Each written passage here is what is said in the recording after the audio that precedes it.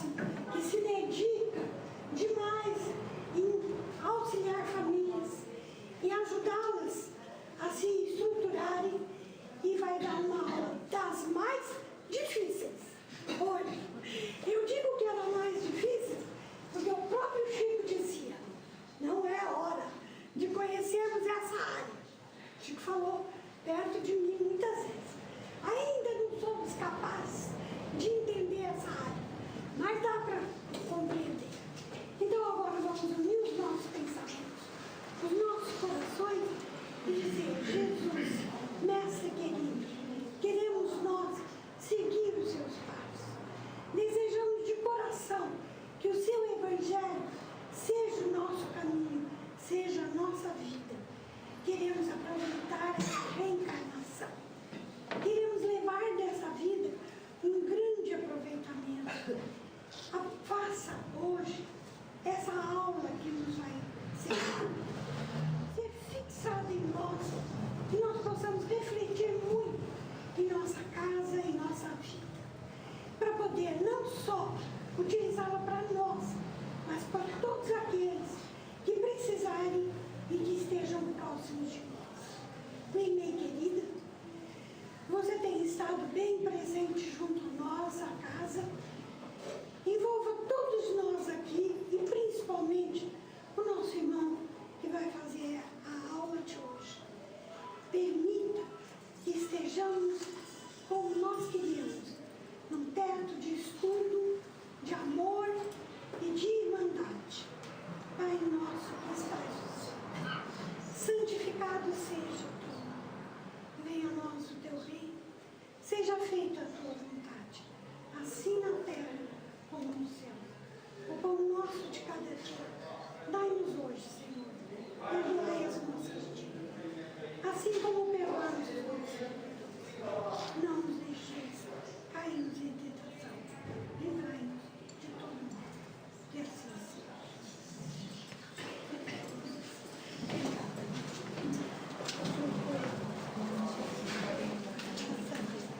Então, agora a gente vai dar início. Eu gostaria de chamar o Dr. Paulo César Gentili. Ele é juiz da infância, da juventude e do idoso da nossa cidade aqui de Ribeirão Preto. Né? Boa tarde a todos. Obrigado por me receberem aqui, obrigado pelo convite também. Uma oportunidade como essa, que é uma oportunidade muito mais de reflexão e de estudo, é extremamente útil para mim, porque aprendo também em momentos como esse. Não sou um especialista na matéria que eu vou abordar hoje, não sou um estudioso do assunto, mas recebi como um desafio, e como disse a nossa irmã, como um desafio dos mais difíceis, estudar o tema e tentar trazê-lo aqui de uma maneira clara, objetiva para vocês. O que eu pude notar estudando o assunto é que realmente ele é um assunto difícil para nós, porque a nossa cultura ainda não nos permite um olhar adequado, um olhar caridoso, solidário, um olhar não preconceituoso sobre essa questão. Nós vamos falar sobre a homossexualidade ou homossexualismo, a visão espírita disso.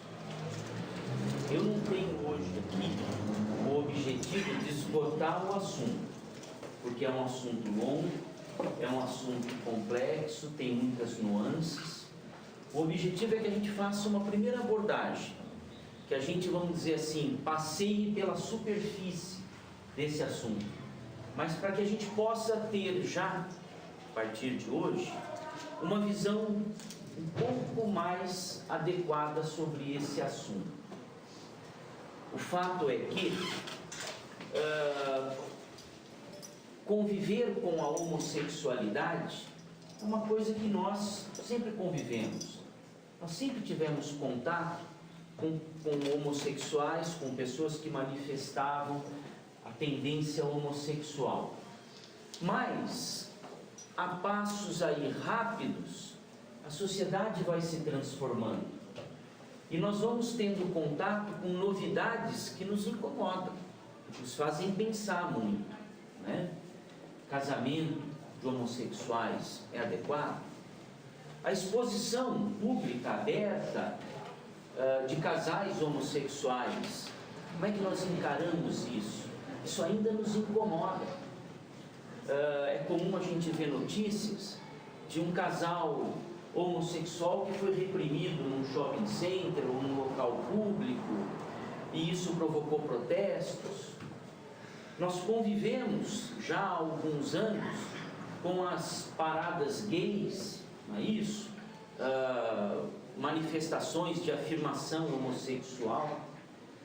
A questão aí de 1 mês, 2 meses, o Supremo Tribunal Federal, que é assim o intérprete maior da nossa Constituição, o órgão que, no vácuo do Congresso, que deveria legislar de maneira a acompanhar a evolução da sociedade, acaba interpretando os princípios constitucionais e estabelecendo uma lei nova, estabelecendo aí um entendimento novo do direito, acabou afirmando, reconhecendo como família, como entidade familiar, a união de 2 pessoas do mesmo sexo. E isso, dentro do mundo do direito, significa que 2 pessoas do mesmo sexo, ainda que não possam se casar legalmente, ainda que não possam se casar no papel, a sua união com a intenção de formar família e que perdure durante algum tempo, vai gerar consequências jurídicas, do tipo, um vai se tornar dependente do outro, herdeiro do outro, e por aí vai. E uma das consequências talvez mais sérias dessa interpretação que o Supremo Tribunal Federal deu é a possibilidade de que casais homossexuais possam adotar crianças, né? O que na visão de muitos, ou talvez da maioria, possa significar um absurdo, um escândalo, uma coisa das mais condenáveis, né? O que eu convido vocês hoje, então, é a pensarem um pouquinho sobre esse assunto, sob a ótica do Espiritismo. E se o Espiritismo nos traz uma certeza absoluta, um dos maiores pilares da doutrina espírita é aquela que nos faz acreditar que nós somos espíritos imortais, que nós somos hoje o resultado de muitas vidas que nós vivemos. A reencarnação nos assegura que nós já vivemos várias vezes. E nós vivemos várias vidas, não só como homens ou como mulheres. Um corolário, uma exigência da evolução e as múltiplas reencarnações que nós temos servem para que a gente possa evoluir moralmente, intelectualmente como espíritos, nos impõe a contingência de vivermos ora como homens, ora como mulheres. E tudo o que nós vivemos, toda a energia que a gente produz, que a gente libera, todas as nossas opções, tudo o que nós fazemos, tudo o que nós fizemos, tudo o que nós fomos, produz uma marca que fica lá fixada de maneira indelével, de maneira eterna no nosso espírito. Nós somos, vamos dizer, como que uma colcha de retalhos de tudo aquilo que nós vivemos. O espírito, ele não é, portanto, propriamente masculino ou feminino. Por quê? Porque, ora, ele vai animar um corpo de um homem, ora ele vai animar o corpo de uma mulher. O que é masculino ou feminino é o físico, é o corpo carnal, não o espírito. O espírito tem sim características psicossociais de homem e de mulher. E, de acordo com a necessidade de evolução em uma determinada vida, vai predominar mais a sua característica psicossexual masculina ou feminina. Daí que nenhum de nós pode se afirmar: eu sou totalmente homem ou eu sou totalmente mulher. Não, nós somos, na verdade, um espírito que tem energias psicossexuais masculinas e femininas. Essas energias vão se manifestar naturalmente de acordo com a nossa necessidade de sermos homem ou mulher numa determinada vida. O Espiritismo nos diz que alguns indivíduos, por terem se excedido na produção da energia sexual, por terem tido um comportamento sexual desequilibrado, inadequado, marcado pelo descontrole, ele poderá, numa vida seguinte, numa outra reencarnação, habitar um corpo de gênero diverso daquele no qual ele cometeu esses excessos. Vamos dizer, um homem que tenha tido uma vida sexual desregrada, que tenha cometido muitos excessos, ele poderá vir a habitar numa vida seguinte um corpo de mulher, para que ele se sinta na contingência, para que ele se sinta forçado a controlar aquele seu impulso sexual desequilibrado. Mesmo tendo os anseios de um homem sexualmente desequilibrado, ele habita um corpo de mulher. Ele se reconhece como homem. Predomina nele a energia sexual masculina, mas ele habita um corpo de mulher. Assim ele se reconhece como indivíduo. E ele então, por conta da cultura em que ele vive, por conta dos padrões éticos, por conta da sociedade, por conta das leis, ele se vê obrigado a se reequilibrar, a reencontrar o equilíbrio, a se recolher às suas limitações, ao desajuste que ele percebe estar presente nele, para tentar, naquela encarnação, superar esse desequilíbrio, superar esse dispêndio exagerado, desequilibrado da energia sexual. É óbvio que nem todos conseguem. Da mesma maneira como todos nós nem sempre conseguimos superar as nossas más tendências, as nossas más inclinações que se manifestam em outro setor, que não no da seara do sexo, da energia sexual. Mas da mesma forma como nós experimentamos a impotência de evoluir, a incapacidade de, numa única vida, superar dificuldades, crescer como espíritos, como indivíduos, um espírito que tenha esse desequilíbrio de natureza sexual e que se revele, então, homossexual, ele não consegue, às vezes, superar essa dificuldade e ele continua dando vazão àquele desequilíbrio. Ele continua cometendo os mesmos erros que ele havia cometido no passado. Daí que o comportamento de alguns homossexuais é assim desregrado, é assim desequilibrado.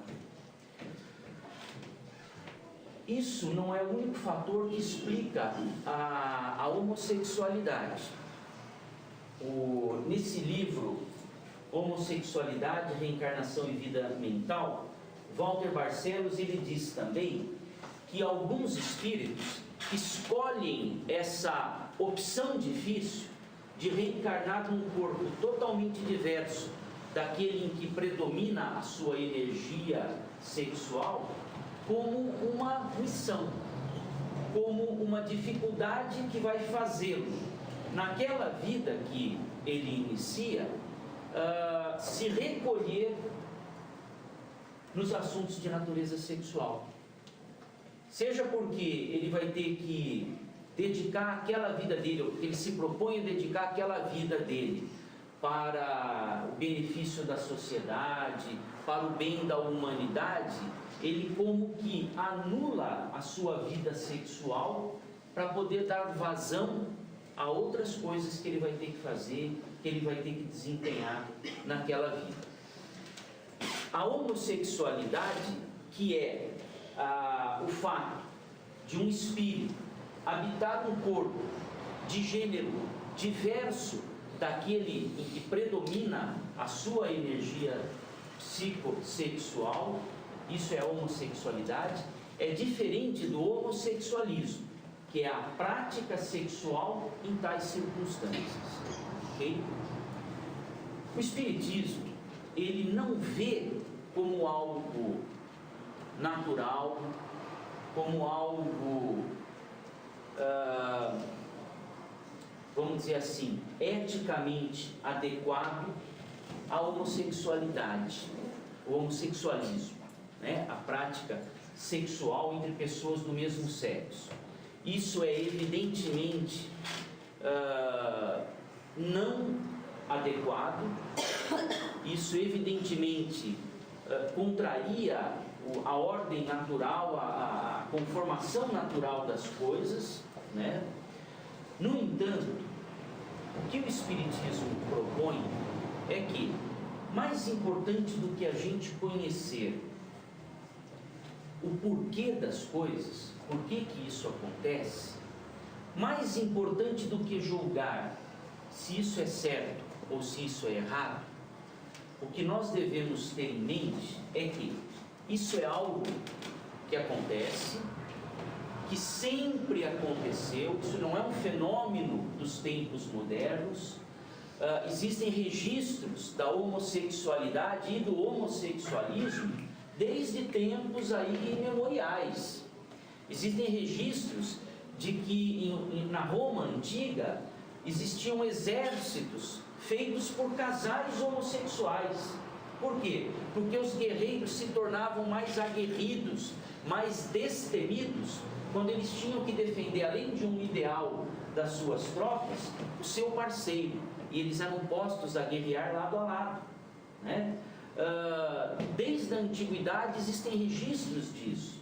Na Grécia antiga, a homossexualidade e o homossexualismo eram vistos com uma liberalidade que nós não assistimos no mundo de hoje, né? A convivência entre pessoas do mesmo sexo era algo visto assim como que normal, né?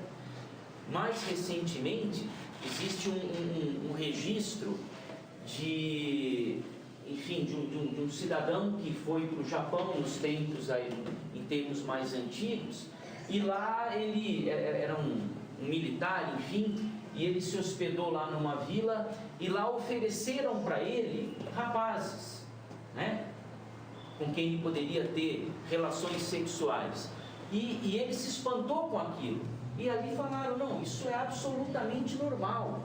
Quer dizer, então, desde tempos aí da antiguidade, que se ouvem falar registros, isso não é um fenômeno dos nossos dias, né? O que acontece é que a sociedade, ela vai tomando contornos diferentes. O que a gente percebe é que a sociedade vai deixando para trás um pouco da muita hipocrisia que permeia as relações em sociedade. Na verdade, isso está até no Evangelho, né? É mais fácil a gente apontar um cisco no olho do outro antes de reconhecer que nós temos uma trave nos nossos olhos, né? Quer dizer, é muito mais fácil a gente criticar, julgar, exercer um senso crítico em relação aos outros do que fazer uma análise da nossa própria conduta. Exemplo, se nós estamos falando em homossexualidade, nós estamos falando de relacionamento de natureza sexual que não convém aos nossos padrões éticos, morais e religiosos.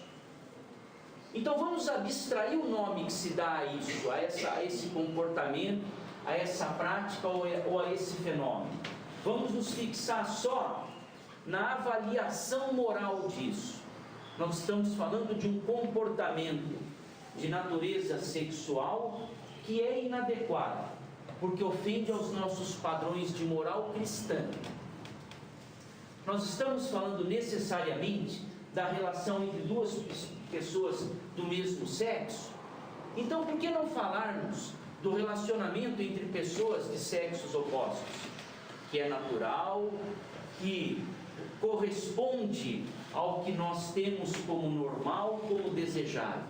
Ora, como disse a nossa irmã no início aqui desse trabalho, o sexo, o comportamento sexual das pessoas, esse sim é causa da maior parte dos dissabores que nós vivemos. Nós só não temos um olhar tão preconceituoso para os desmandos, para os desequilíbrios, para os problemas que envolvem pessoas de sexos opostos. Por quê? Porque isso talvez seja mais antigo ainda do que a homossexualidade ou o homossexualismo. Então a humanidade, de uma maneira geral, aprendeu a olhar para esse tipo de problemas com um pouco mais de tolerância, a tal ponto que já o senso crítico já começa a claudicar, já começa a se tornar insensível, já começa a tolerar e pior, começa até a incentivar. Seja como brincadeira, como lenda, como história, mas o fato é que hoje o comportamento heterossexual, ainda que desregrado, ele é até incentivado. Ele é sinal ou sinônimo de virilidade, de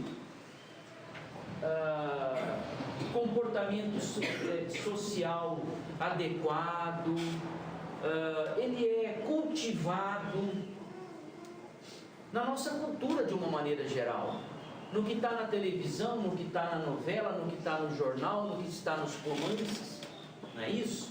Ora, isso é uma visão absolutamente hipócrita. Interessa para nós espíritas, interessa para a nossa moral cristã, muito mais refletirmos então sobre o comportamento sexual da humanidade, das pessoas, sem discernir, sem distinguir se esse comportamento diz respeito a pessoas de sexos opostos ou a pessoas do mesmo sexo. Okay? Na verdade, o X da questão está aí. O que é que nós fazemos com a nossa energia sexual? De que maneira nós direcionamos o nosso livre-arbítrio em questões dessa natureza? Isso é muito mais importante do que perquirirmos, do que indagarmos sobre por que uma pessoa se manifesta como homossexual. Mas vá lá, o Espiritismo ele ainda diz o seguinte, que nós tenhamos a certeza de que ninguém se torna homossexual por opção, por uma escolha na vida presente.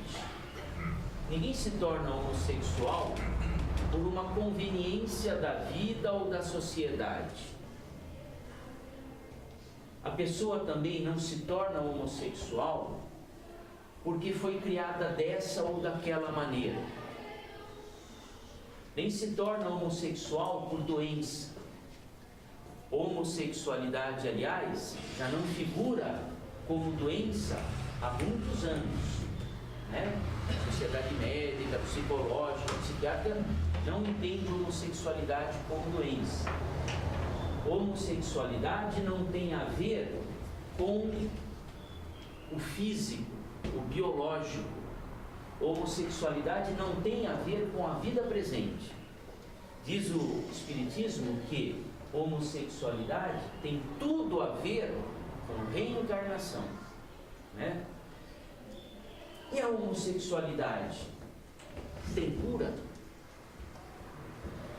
O que se espera é que o espírito que se manifesta nessas circunstâncias, ele vá se reequilibrar, ele vá reequilibrar as suas energias psicossexuais e ele vai, então, encontrando o equilíbrio, viver uma vida normal, possivelmente numa outra encarnação, né? Até é possível que ele encontre esse equilíbrio na vida presente, seja porque o seu desequilíbrio não é tal que requeira um maior esforço ou um maior tempo, seja porque ele teve méritos para se conter, para se reequilibrar, para encontrar, enfim, um caminho de normalidade espiritual e psicológica. O apoio psicológico, ou de psicanálise ou psiquiátrico, é importante para o indivíduo homossexual? Ele é importante. Não é uma prerrogativa, não é algo que seja essencial, mas é importante para a pessoa conseguir lidar com as suas diferenças, com as suas dificuldades. Todo mundo que tem uma dificuldade emocional para lidar com problemas da vida deve procurar um profissional dessa área. É útil que faça isso, né? Vai encontrar conforto, vai encontrar apoio, enfim, vai ter um amparo adequado. No entanto, o que o Walter Barcelos afirma nesse livro é que não se altera essa situação com remédio, ou com tratamento, ou com mudança de conduta social, ou etc. Né? Quer dizer, isso é uma característica extremamente arraigada do espírito. Isso, essa manifestação é do próprio espírito, não tem a ver com a sua criação, não tem a ver com o seu físico, é algo que ele vai resolver com o tempo e com muito esforço. Da mesma maneira como nós, impregnados de tantos e tantos problemas complexos, vamos despender também muita energia mental, vamos gastar muito tempo e talvez muitas vidas para adquirirmos o nosso equilíbrio, né? E a nossa evolução como indivíduos e como espíritos. Casamento entre pessoas do mesmo sexo, que é uma novidade aí dos nossos tempos. O que o Espiritismo diz, e vamos juntar nisso a adoção de crianças por casais homossexuais. O que o Espiritismo diz é que a sociedade ela tem que se organizar com as suas características, com as suas limitações, com as suas mazelas. Ela tem que se organizar. A organização social ela permite uma convivência pacífica entre as pessoas. Ela resolve questões de natureza prática. Se isso é bom ou não, sob o aspecto moral, para os indivíduos, isso é outra coisa. Isso está muito mais na esfera do livre-arbítrio. Isso interessa muito mais a cada um que faz as suas opções. O que interessa para a sociedade como uma organização de pessoas que resolvem morar juntas ou resolvem estar juntas, é que exista uma legislação, que exista uma organização formal de tudo isso, né? E é interessante que logo na primeira página desse livro ele cita um trecho do livro Sexo e Destino do André Luiz, que foi escrito no século passado, né? 1950, 60, por aí. E ele diz assim, é o início do livro, primeiro trechinho: a Terra, pouco a pouco, renovará princípios e conceitos, diretriz e legislação em matéria de sexo, sob a inspiração da ciência que situará o problema das relações sexuais no lugar que lhe é próprio. Portanto, se é feio ou bonito, se nos parece imoral ou inadequado que duas pessoas do mesmo sexo se casem ou que adotem crianças, é muito mais importante nós considerarmos que, se duas pessoas resolvem se amar, viver juntas, criar vínculos de dependência física, econômica, material e afetiva, que se regulamente isso. O nosso olhar sobre isso há de ser um olhar caridoso, solidário. E mesmo sobre as pessoas que manifestam a homossexualidade, nós não temos necessariamente que aprovar sob o ponto de vista moral, ou bater palmas, ou aplaudir, ou engrossar fileiras. Nós temos que ter um olhar respeitoso e caridoso. Da mesma maneira, o mesmo olhar que a gente direciona para um outro irmão que é limitado, que é sofredor, que tem problemas de outra natureza, né? Ou seja, nós temos que ter um olhar que não seja preconceituoso. O preconceito, sim, ele é uma expressão do egoísmo, da falta de amor, da falta de solidariedade. O que o Espiritismo nos convida é a olhar para essa questão com um olhar não preconceituoso, sem incentivar, sem aplaudir, mas sem criticar. Cada um de nós traz em si pesos enormes que tem que carregar, que tem que arrastar, de erros do passado, de erros do presente. Não há razão nenhuma para que a gente olhe o outro com um olhar crítico, que tem que ser direcionado para nós mesmos, né? No que diz respeito à adoção de crianças por casais homossexuais, o Walter Barcelos, da mesma maneira, ele diz assim: sabendo que não é a criação dos pais que vai fazer com que o filho se torne homossexual, não é a opção sexual dos pais que vai determinar a opção sexual dos filhos. Se existem crianças que precisam de um lar, que precisam de paz, que precisam de amor, que precisam de proteção, o sexo desses pais, ou a opção sexual desses pais, não há de ser levada em consideração. Ou seja, se essa for a opção da criança, que seja assim. Quem somos nós para adivinhar se aqueles dois pais ou aquelas duas mães que escolhem adotar aquela criança não estavam mesmo destinados para aquele indivíduo, para aquela criança, por questões aí de vidas passadas que nós não temos condição de conhecer, né?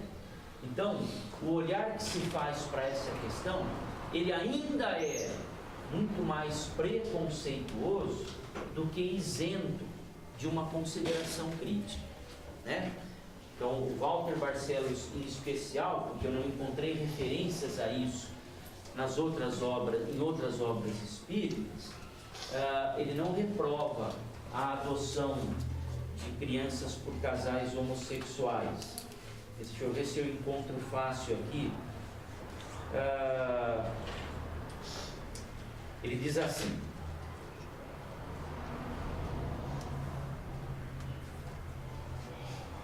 nós, os espíritas, que ansiamos por aprender, seguir e praticar as lições de amor do amado Mestre Jesus, devemos enxergar com os olhos do coração evangelizado, compreender e saber conviver com essa nova realidade, sentir-nos felizes pela criança que é amada, protegida, assistida, orientada e educada por um casal homossexual responsável, quem adota uma criança com amor e por amor, escolheu a boa parte para caminhar no amor de Jesus Cristo.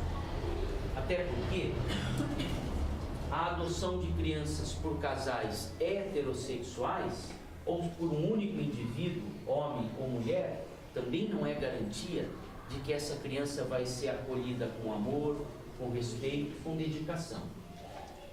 O que menos importa, portanto, nessas questões é a opção sexual de quem adota, ok?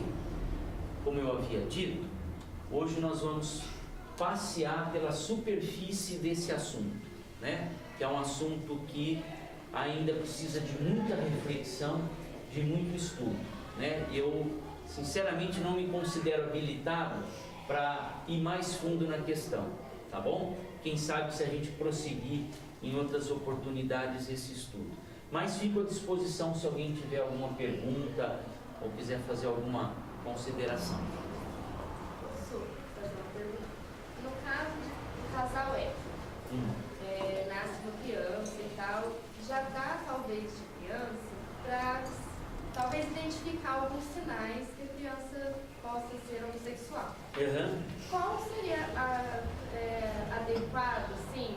Seria adequado respeitar, não com preconceito e tal, mas incentivar?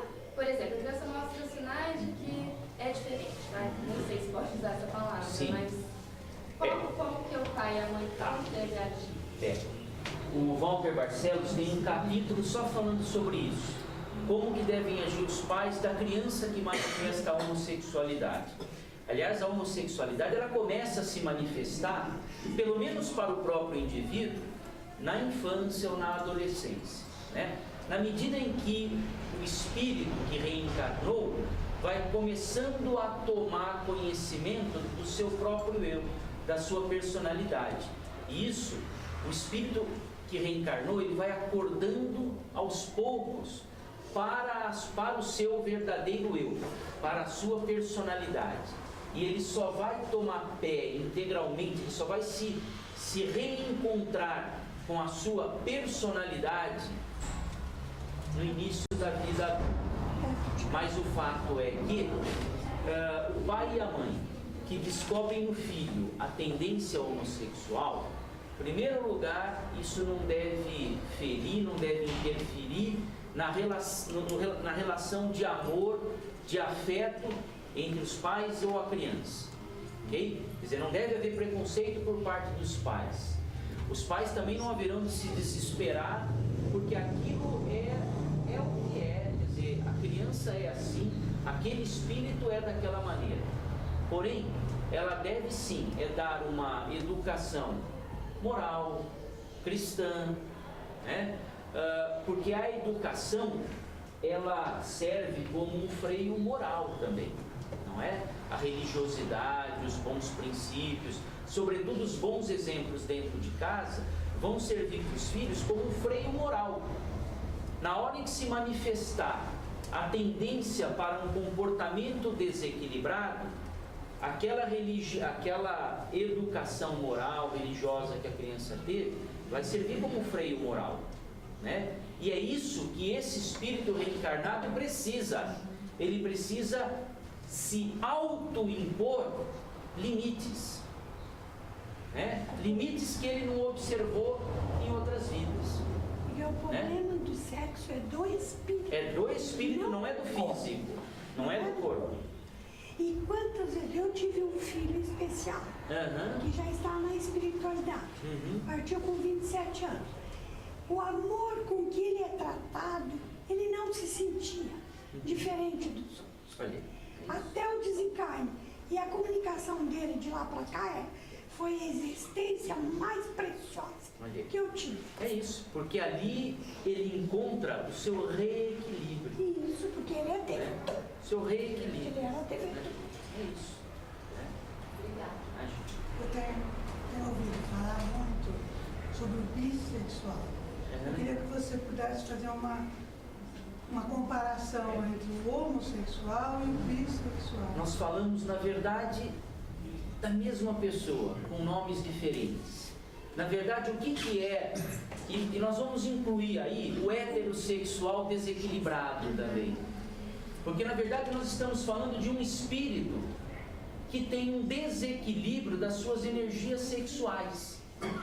Um espírito que não se impôs limite em uma determinada manifestação, porque o sexo, a energia sexual é uma coisa maravilhosa, da mesma forma como qualquer outro sentido, como qualquer outra energia que nós temos. A maior parte da energia que vai para o passe vem da sexual. Pois é, né? Vai para o passe. Pois é.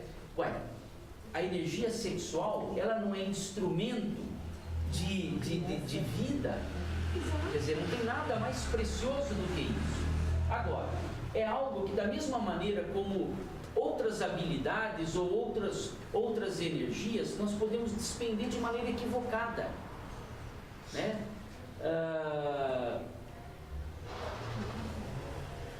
A palavra pecado vem do grego, que significava excesso. Excesso. Na verdade, se nós formos ver os 7 pecados capitais, gula, luxúria, etc. O que é isso? É você estar exagerando em algo que na sua essência é muito bom. Comer é vital, comer é muito bom, comer é necessário, mas quem abusa disso também desenvolve um desequilíbrio orgânico e que vai comprometer tudo. O perispírito, o espírito vai comprometer a oportunidade reencarnatória, etc. Né? Até a bebida alcoólica, talvez ela tenha algo bom. Não existem registros de que Jesus tomava o vinho com os seus discípulos. Agora, o exagero é que é o pecado, né? Extravasar a energia sexual é de ordem divina, é uma coisa importante, é sinônimo de vida também. O desequilíbrio, o exagero é que é o pecado, né? Pecado é exagero. E se esse exagero ele se manifesta para cá ou para cá, não interessa o caminho que ele tomou, é um equívoco, né? A pessoa que tem uma prática bissexual, da mesma forma, é um espírito que, seja por desequilíbrios de vidas passadas ou por opções dessa própria vida, ele está direcionando de maneira equivocada a sua energia sexual. Ok? Na evolução espiritual, a perfeição é a meta, o ponto máximo. Tudo que a gente está falando são coisas transitórias na escala evolutiva. Sim, sem dúvida. Então, há muitas existências atrás, há muitas encarnações atrás, eu também, com certeza absoluta, tive os meus momentos de agulhas também, dentro da minha jornada evolutiva. Na verdade, tem que encarar com respeito, né? Muito carinho, muita ajuda, compreensão, e não de uma maneira diferente, merece um tratamento correspondente. Então eu descarto, eu deleto. Não, o meu irmão está ali, de uma jornada evolutiva como a minha. Exatamente. Agora, a educação, como você disse, tanto espiritual quanto material, é que faz o raciocínio para que não saia do sagrado. Exato. Serve como balizamento, né? Como o freio moral que eu digo, né? Quer dizer, é isso que faz você refrear as suas tendências, etc. Eu não vou ser capaz de desenvolver esse tema aqui, mas Freud analisava algo assim. Dizia que a mente humana, ela tinha determinadas comportas para as manifestações, para os prazeres, etc. Essa comporta aberta de maneira adequada, ela produz um resultado adequado. Se essa comporta se abre totalmente, ela vai produzir dano, né? Em tudo que nós fazemos, em todas as nossas energias é assim. Até naquilo que deveria servir para a nossa saúde. O remédio, na dose certa, ele cura, na dose errada, ele mata. Né? Assim é com tudo. Obrigado, então, pela paciência de vocês. Tá bom?